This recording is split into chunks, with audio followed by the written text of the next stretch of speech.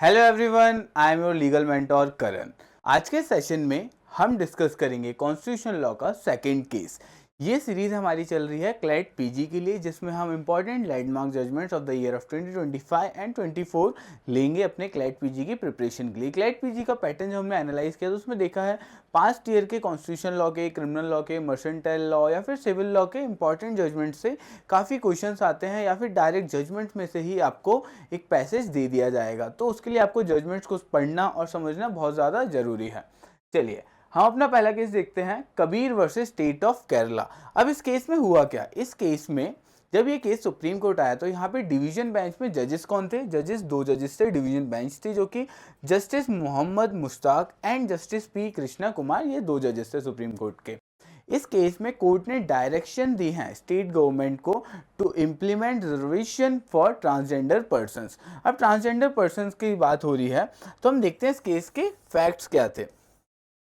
अब इस केस के मेजर फैक्ट्स क्या है, आपको इस केस के बाद वीडियो देखने के बाद बिल्कुल भी इस केस को पढ़ने की ज़रूरत नहीं, आप बस पीपीटी के स्क्रीनशॉट्स ले लीजिए, बाद में आप रिवाइज कर सकते हैं। इसके अलावा इसमें दो पार्टीज थे जो कि पिटिशनर्स इस केस में ट्रांसजेंडर पर्सन है और जो पब्लिक एम्प्लॉयमेंट के लिए एस्पायर कर रहे थे, उसके लिए प्रिपरेशन कर रहे थे। बट उनने देखा कि जो भी पब्लिक एम्प्लॉयमेंट के लिए गवर्नमेंट ने नोटिफिकेशन रिलीज किए हैं, किसी में भी ट्रांसजेंडर पर्सन के लिए कोई रिजर्वेशन अवेलेबल नहीं था। इवन दो जो NALSA versus union of India case था, काफ़ी लैंडमार्क जजमेंट है 2014 का, national legal services authority versus union of India and others. In this case court laid down the guidelines for transgender persons and protection of their rights and also for their reservation in employment, education और public employment cases. अब इस case में जो petitioner हैं उनने एक rate of mandamus file की supreme Court में to direct the state government to implement these resolutions. Legal proceedings हुई एंड सुप्रीम कोर्ट में जब ये अपील आई है, रिट पिटिशन आई है। अब देखिए सुप्रीम कोर्ट ने क्या कहा है। तो सबसे पहले हम जानते हैं कि ट्रांसजेंडर पर्सन होते कौन है। तो transgender community is a group of individual who consider themselves or whose gender identity differs from the sex they were assigned at birth। कि जो उन्हें सेक्स असाइंड होता है बर्थ पे, उससे उनका डिफरेंट रहता है, वो खुद को सेल्फ आइडेंटिफाई डिफरेंट तरीके से करते हैं। For gender identity refers to a person's internal sense of their own gender which may be male, female, a combination of both और neither non binary.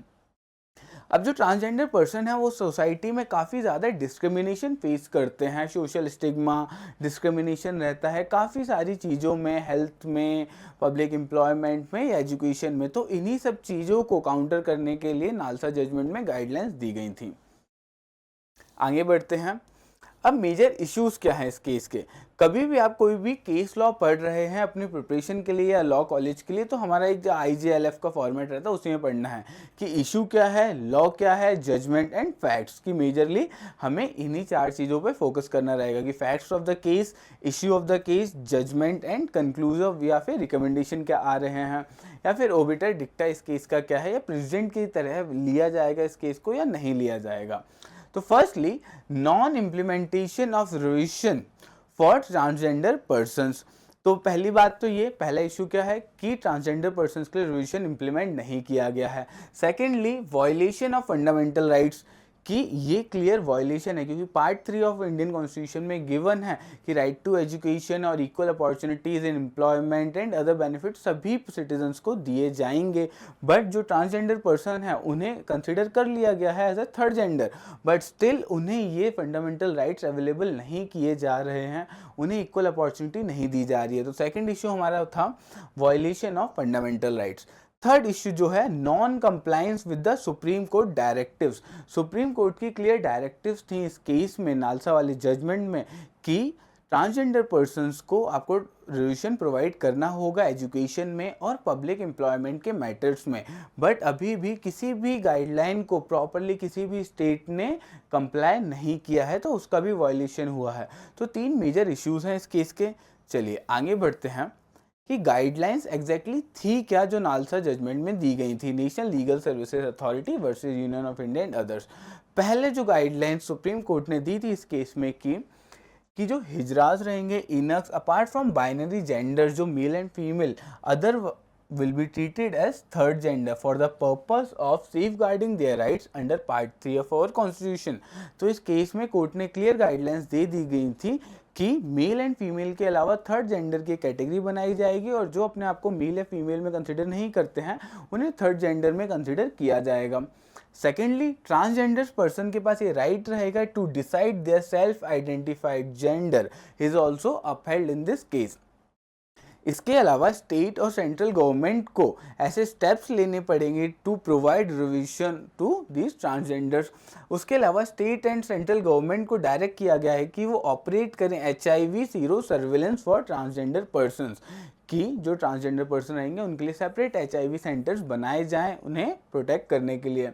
Next point, the center and state should take proper measures to provide medical care to transgender person in the hospital and also provide them with separate public toilet and other facilities as required by the transgender community. Lastly, the guideline says that the state and central government should also take steps from making various social welfare schemes for their betterment, कि central state government ऐसी schemes बनाएं जिससे transgender persons का upliftment हो सके society में, और जो स्टीरियोटाइप है सोसाइटी में, जो सोशल स्टिग्मा वो फेस करते हैं, उसे काउंटर किया जा सके। इसके अलावा अब ये हुआ 2014 में सुप्रीम कोर्ट ने गाइडलाइंस दी in this case of NALSA. इसके बाद 2019 में हमारी गवर्नमेंट एक लॉ लेके आई, transgender persons protection of rights act of 2019। ये बहुत ही छोटा सा एक्ट है, आपको पढ़ना है तो आप पढ़ सकते हो, 1 से 2 घंटे का टाइम लगेगा, जिसमें लेस देन 25 सेक्शंस हैं। तो हम मेजर सेक्शंस डिस्कस कर लेते हैं। इंडिया में जो अभी से पहले IPC गवर्न कर रहा था, IPC में ट्रांसजेंडर पर्सन्स को डिफाइन नहीं किया गया था, सिर्फ मेल और फीमेल को डिफाइन किया गया था। बट जो हमारा BNS आया है, BNS में क्लियरली डिफाइन किया गया है ट्रांसजेंडर की डेफिनेशन। उसके अलावा ट्रांसजेंडर्स एक्ट में भी ट्रांसजेंडर्स की को डिफाइन किया गया है as the one whose gender does not match the gender assigned at birth. It includes trans men, trans women, person with intersex variations, gender queers and persons with socio-cultural identities such as kinnar and hijra. तो एक proper definition दे दी गई है इस law में, और इस law के Cillian features क्या हैं। अब हम सेक्शन के साथ उन्हें डिस्कस कर लेते हैं। सेक्शन 9 में गिवन है non discrimination, that says that it prohibits discrimination in education, employment, health care and public facilities, affirms right to movement, property and office. उसके अलावा सेक्शन 6 में दिया है सर्टिफिकेट ऑफ आइडेंटिटी की गवर्नमेंट को उन्हें आइडेंटिफाइड जो भी जेंडर है उसके लिए एक सर्टिफिकेट प्रोवाइड किया जाए। उसके अलावा मेडिकल केयर के लिए है सेक्शन नंबर 15 जो इंश्योर करता है कि HIV सर्विलेंस होनी चाहिए, एक्सेस टू मेडिकल केयर में इक्वल अपॉर्चुनिटी मिलनी चाहिए, एक्सेस मिलना चाहिए उन्हें मेडिकल केयर का, and sex reassignment, surgeries and therapy with insurance coverage to transgender person. उसके अलावा है सेक्शन 16 मैंडेट करता है कि एक national council for transgender person बनाई जाए जो गवर्नमेंट को एड और एडवाइस करेगी to make better policies for the upliftment of transgender persons and to make them inclusive in our society. Lastly section 18 में ऑफेंसेस एंड पेनल्टीज गिवन है for transgender persons कि इनके अगेंस्ट कोई offence होता है तो उसके लिए पेनल्टीज क्या रहेंगी और डिफरेंट रहेंगी कि उनमें पनिशमेंट थोड़ी सी हायर होगी। चलिए आगे बढ़ते हैं एक्ट को देखने के बाद।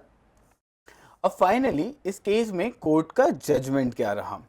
तो कोर्ट, वैसे तो हमने जितना लॉ पढ़ा है हमें इतना क्लियर है कि पॉलिसी एक स्टेट गवर्नमेंट का डोमेन होता है जहाँ पे कोर्ट्स इंटरफेयर नहीं कर सकते क्योंकि वो लेजिस्लेचर का डोमेन है, तो स्टेट में भी वो स्टेट लेजिस्लेचर का डोमेन है। बट सुप्रीम कोर्ट ने इस केस में कहा कि जब फंडामेंटल राइट्स किसी पर्सन के वायलेट होते हैं तो गवर्नमेंट के इनएक्शन के अगेंस्ट सुप्रीम कोर्ट या फिर हाई कोर्ट एक्शन ले सकते हैं। Secondly, government's continued inaction despite legal and constitutional duties such as necessitates judicial intervention.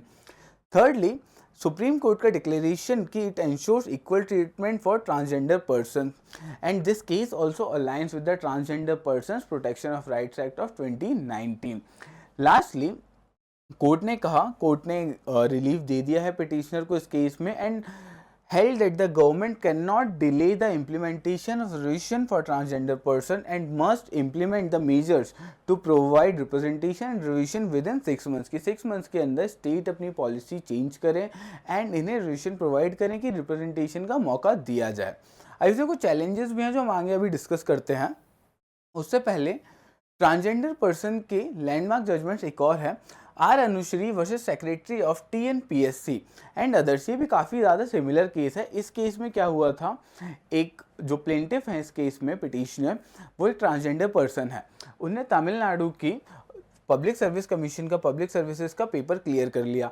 जब वो अपॉइंटमेंट के लिए गई तो वहाँ पे क्या हुआ, उन्हें क्वालिफाइंग के बाद भी it need to certificate verification उनका नहीं किया गया प्रॉपरली, जो कि उन्हें एक मैंडेटरी राइट है जो कि गिवन है ट्रांसजेंडर पर्सन एक्ट के अंडर में। बट उनका सर्टिफिकेट वेरिफिकेशन नहीं हुआ और उन्हें अपॉर्चुनिटी नहीं दी गई, उन्हें ट्रीट किया गया as a same. But law ने क्या कहा है कि उन्हें स्पेशल कैटेगरी में ट्रीट किया जाएगा and provide them with equitable opportunities, जो कि इसमें नहीं मिली थी। तो इस केस में कोर्ट ने प्लेंटिफ को रिलीफ दे दिया गया था। तो ये भी काफ़ी ज़्यादा इंपॉर्टेंट जजमेंट है।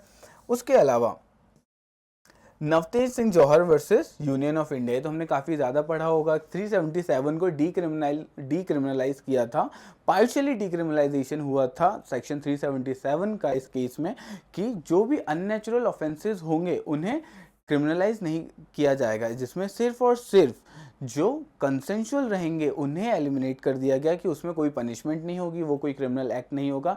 बट अभी भी अनकंसेंशुअल सेक्स होता है होमोसेक्सुअल्स के बीच में, तो वो एक क्रिमिनल ऑफेंस है कि कंसेंट वायलेट हो रहा है। तो नॉर्मली भी कोई दो रैंडम पर्सन है, मेल फीमेल भी हैं, जो हमारे बाइनरी जेंडर्स हैं, उसमें भी ऑफेंस है। तो सेम नॉन बाइनरी में भी कि अगर अनकंसेंशुअल सेक्स हो रहा है होमोसेक्सुअल्स के बीच में तो एक क्रिमिनल ऑफेंस रहेगा। एंड अंडर 18 ईयर्स है, माइनर है, तो उसके साथ में वो भी ऑफेंस रहेगा, उसे भी डीक्रिमिनलाइज नहीं किया गया है। यहाँ पे डीक्रिमिनलाइज क्या किया गया है, सिर्फ और सिर्फ consensual relationship between two homosexuals. तो नवतेज सिंह जौहर में एक 5 जज बेंच थी, काफ़ी लैंडमार्क जजमेंट है, तो ये वाला केस आप डिटेल में पढ़ सकते हैं। इसके अलावा अब फाइनल कंक्लूजन क्या है। कंक्लूजन, नालसा केस में सुप्रीम कोर्ट ने प्रॉपर गाइडलाइंस लेट डाउन करी कि क्या क्या गाइडलाइंस फॉलो करनी है स्टेट को, सेंट्रल गवर्नमेंट को, ट्रांसजेंडर्स के राइट्स को प्रोटेक्ट करने में एंड उन्हें इंक्लूसिव बनाने में सोसाइटी के लिए। सेकेंडली, स्टेट लेवल इनिशिएटिव्स लेने चाहिए, जैसे कि तमिलनाडु और कर्नाटका ने स्टेप्स लिए हैं ट्रांसजेंडर्स को, इंडिविजुअल्स को अपने रिजर्वेशन कैटेगरीज में इंक्लूड करने के लिए। बट प्रॉपरली अभी भी हॉरिजॉन्टल रिजर्वेशन नहीं दिया गया है। अगर आपको इस टॉपिक पे एक डिटेल वीडियो चाहिए तो कमेंट सेक्शन में ज़रूर बताएं कि हॉरिजॉन्टल और वर्टिकल रिजर्वेशन कौन से केस में डिस्कस किए गए, तो इनमें डिफरेंस क्या है। लास्टली, अभी भी ऑनगोइंग काफ़ी एडवोकेसी चल रही है, काफ़ी ट्रांसजेंडर एक्टिविस्ट अभी भी प्रोटेस्ट करते हैं या केस लड़ रहे हैं कि इनके राइट्स को, इन लोगों को राइट्स दिलाने के लिए। तो मेनली कंक्लूजन यही था कि इस केस में प्लेंटिफ को रिलीफ दे दिया गया है सुप्रीम कोर्ट के थ्रू एंड डायरेक्ट कर दिया गया है स्टेट गवर्नमेंट को to implement revision for transgender person. हम देखते हैं एक मेजर चीज, what are the challenges and future directions, की अभी चैलेंजेस क्या फेस कर रहे हैं majorly. Firstly, lack of central policy, कि अभी स्टेट्स अपने इंडिविजुअल पॉलिसी लेके आ रहे हैं, क्योंकि अभी भी कोई एक सेंट्रल पॉलिसी नहीं है जिसके अंडर ट्रांसजेंडर्स के राइट्स गवर्न होते हों। कि एक्ट तो आ गया बट उसमें प्रोटेक्शन अच्छे से नहीं दी गई है, तो एक लैक ऑफ सेंट्रल पॉलिसी है जो कि एक मेजर हर्डल है अभी भी। Secondly, need for intersectionality, that means activist argue for horizontal reservation, कि जो एक्टिविस्ट हैं वो आर्ग्यू करते हैं कि ट्रांसजेंडर पर्सन को हॉरिजॉन्टल रिजर्वेशन देना चाहिए। दैट मीन्स हॉरिजॉन्टल और वर्टिकल होता क्या है, कि शुड बी वर्टिकल। वर्टिकल में क्या होता है, क्रिएटिंग अ सेपरेट कोटा, कि एक सेपरेट कोटा ही बना दिया जाए। जैसे अभी भी आप पब्लिक नोटिफिकेशन एम्प्लॉयमेंट में देखते होंगे, मेल और फीमेल की सीट्स अलग से क्लियरली डिवाइडेड होती हैं, तो वैसे ही थर्ड जेंडर के लिए भी सीट्स डिवाइड कर दी जाए, वो हो जाएगा हमारा वर्टिकल रिजर्वेशन। बट हॉरिजॉन्टल क्या कहता है कि अभी जो डिविजन्स हैं, जैसे कि SC ST OBC के लिए अलग अलग सीट्स डिफाइंड रहती हैं, उसी में एक कोटा बना दिया जाए कि transgender person of SC categories के लिए अलग सीट्स दे दी जाएं and transgender person of OBC category उनके लिए अलग सीट्स दे दी जाएं, तो वो हो जाएगा हॉरिजॉन्टल रिजर्वेशन। तो काफ़ी एक्टिविस्ट अभी क्लेम करते हैं हॉरिजॉन्टल रिजर्वेशन के लिए, बट अभी इसके ऊपर डिबेट चल रहा है कि फुल फ्लेज्ड रिजर्वेशन देना है या नहीं देना है, क्योंकि अभी लॉ जो आया था ट्रांसजेंडर पर्सनस का, उसमें रिप्रेजेंटेशन की बात की गई है, प्रॉपर रिजर्वेशन नहीं दिया गया है उस लॉ में अभी भी। तो फिर स्टेट को अभी भी इसके ऊपर काफ़ी काम करने की ज़रूरत है। उसके अलावा स्टेट स्पेसिफिक अप्रोचेस हो रही हैं जो कि हर स्टेट्स की डिफरेंट हो रही हैं, वेरीड हैं डिफरेंटली, तो उन्हें एक सेंट्रलाइज पॉलिसी में दिया जाए। Lastly, in essence, While the legal framework acknowledges the rights of transgender individuals, the practical implementation of reservation, particularly horizontal reservation, is still ongoing issue in India कि अभी भी इस पे फाइनल कोई इशू नहीं क्लियर्ड है। तो रिलीफ तो दे दिया गया है कि रिप्रेजेंटेशन होना चाहिए। तो स्टेट्स को कोर्ट ने डायरेक्ट किया गया है कि आप अपनी पॉलिसी में चेंज लाइए और इन्हें भी रिप्रेजेंटेशन इक्वल अपॉर्चुनिटी का मौका दिया जाए ट्रांसजेंडर पर्सन को। आपके क्या ओपिनियन है इस केस को लेके कमेंट सेक्शन में ज़रूर बताएं एंड फॉलो करते रहिए for major landmark cases for CLAT PG. Thank you.